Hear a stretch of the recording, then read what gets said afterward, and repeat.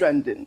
We're continuing our coverage on the recent threat by U.S. President Donald Trump to impose sanctions or take military actions in Nigeria over allegations of Christian genocide in Nigeria. Well, according to the New York Times on Thursday, the United States military has drawn up contingency options for potential on-ground strike to intervene in Nigeria. The plan reportedly includes 3 levels of military options: light, medium, and heavy, all designed to be escalatory.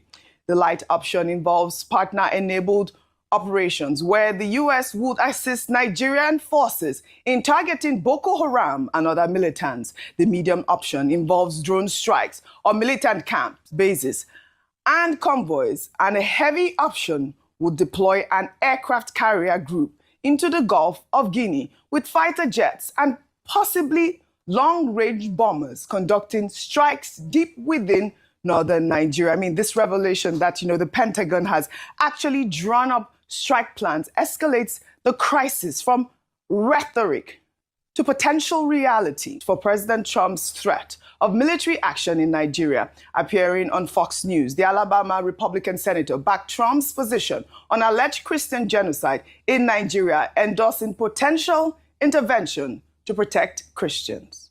Would you support U.S. troops going into Nigeria? No, you bet I would. 62,000 Christians killed in Nigeria, 100,000 killed in Africa, 18,000 churches burned. Now, there's a lot of evidence there, and that's probably an underestimate, John, but we cannot allow this to happen to people that can't defend themselves. It's just absolutely insane. If we need to get involved in something like this, President Trump could end that in a heartbeat. This wouldn't be like going into Russia or China or North Korea or Iran. This would be going and helping innocent people that would be able to take back over their country. It's a shame something like this happened, but we can't overlook it. We can't underestimate it. Well, the senator's remarks represents the first major congressional backing for Trump's threat to invade Nigeria, signaling that the president may have support among Republican lawmakers for military intervention. This adds a concerning legislative dimension to Trump's threats, suggesting this may not time. In another development, U.S. Democratic Congressman Jonathan Jackson from Illinois released a statement in stark opposition to President Trump's potential military invasion, calling it a dangerous overreach and reckless, and that the answer is not American boots on the ground. In the statement, Jackson says in part, "Let's be clear. The sudden interest in Nigeria's internal conflict is not about human rights or saving lives. This is the same administration that slashed humanitarian aid across Africa, now claims it wants to save lives through military action.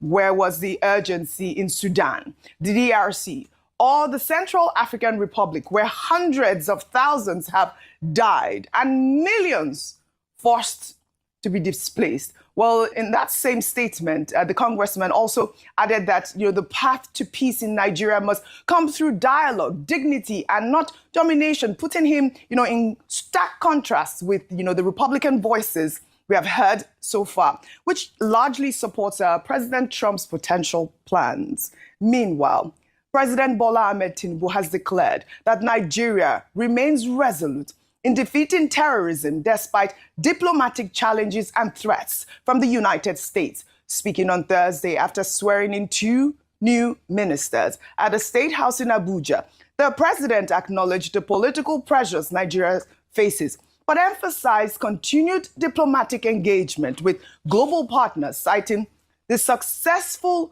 oversubscription of Nigeria's €2.3 billion bond as evidence of international confidence. Despite the political headwind and the fear of our people, we continue to engage with our partners.